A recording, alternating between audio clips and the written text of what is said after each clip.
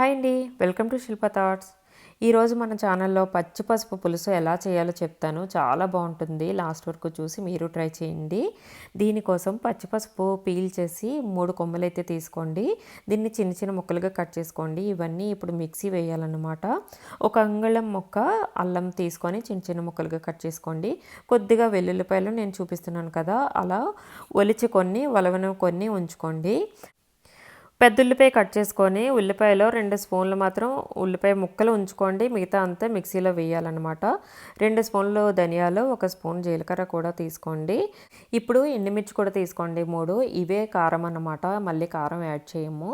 ఇప్పుడు mixie jar తీసుకొని పచ్చిపసుపు, అల్లం, వెల్లుల్లి, 2 స్పూన్ల ధనియాలు, 1 స్పూన్ జీలకర్ర అండ్ ఎక్కువ క్వాంటిటీ కట్ చేసాం కదా ఆనియన్స్, అవైతే వేసుకోండి. పెద్ద ఉల్లిపాయ అనమాట నేను కట్ చేసింది, అందుకే ఎక్కువగా కనిపిస్తుంది. ఎండుమిర్చి కూడా కట్ చేసుకొని వేసుకోండి. సాల్ట్ వేసుకొని కొద్దిగా వాటర్ యాడ్ చేసుకొని మెత్తగా గ్రైండ్ చేసుకోండి, లేకపోతే రుబ్బుకోవచ్చు. మెత్తగా ఉండాలి, ఎందుకంటే పంటి కింద తగలకుండా ఉంటుంది, బాగుంటుంది అన్నమాట. ఇప్పుడు ఇది పక్కన పెట్టుకొని కొద్దిగా చింతపండు తీసుకొని మనం పులుసు వేసుకుంటాం కదా, అలాగా నానబెట్టుకొని ఉంచుకోవాలన్నమాట. ఇప్పుడు స్టవ్ మీద కడాయి పెట్టుకోండి. కొంచెం దలసరి గిన్నెలోనే చేసుకోవాలన్నమాట. కొద్దిగా ఆయిల్ పోసుకొని ఆయిల్ మరిగాక వలిచిన వెల్లుల్లి ఉంది కదా, వెల్లుల్లి రెబ్బలు వేసుకోండి. కొద్దిగా కరివేపాకు కూడా వేసుకోండి, ఫ్లేవర్ బాగుంటుంది. ఇప్పుడు కొద్దిగా ఆనియన్స్ పక్కకు వదిలేసాను కదా, పెద్ద ముక్కలు కట్ చేసినవి, అవైతే వేసుకోండి, బాగుంటాయి. ఇప్పుడు బాగా వేపుకోండి. ఆనియన్స్ మరీ బ్రౌనిష్గా అయ్యే వరకు వేపకూడదు, ఓన్లీ ట్రాన్స్పరెంట్గా అయ్యే వరకే వేపుకోవాలన్నమాట. పచ్చిపసుపు ఇప్పుడు అమెరికాలోనే కాదు, ఎక్కడంటే అక్కడ దొరుకుతుందండి. ఎక్కువగా ఇంట్లో వండడానికి తినడానికి ప్రయత్నించండి. పచ్చిపసుపు మంచి ఇమ్యూనిటీ బూస్ట్ అండి, పిల్లలకు కూడా చాలా మంచిది. జలుబులు, దగ్గులు ఇలాంటివి రావు తరచుగా తింటూ ఉంటే. తరచుగా వినే పదం ఈ మధ్య ఏంటంటే ఎక్కడ చూసినా క్యాన్సర్స్ అంటున్నారు. ఇలాంటివి ఎక్కువ కన్జ్యూమ్ చేయడం వల్ల వాటి ముప్పు నుంచి అయితే తప్పించుకోవచ్చండి. ఇప్పుడు మనం మళ్ళీ కర్రీలోకి వెళ్ళిపోదాము. ఆనియన్స్ అయితే ట్రాన్స్పరెంట్గా వేగిపోయాయి కదా.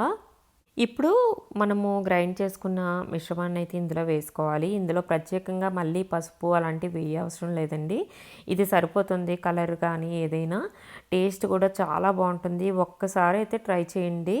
మనము పులుసులు ఎలాగైతే తింటామో అలానే వేడివేడి అన్నంలో ఈ వేడివేడి పులుసు వేసుకొని తింటే చాలా బాగుంటుంది. దీని కాంబినేషను ఫ్రైడ్ ఎగ్స్ కూడా చాలా బాగుంటాయండి. దీని కాంబినేషన్గా తినండి, ఫ్రైడ్ ఎగ్స్ బాగుంటుంది.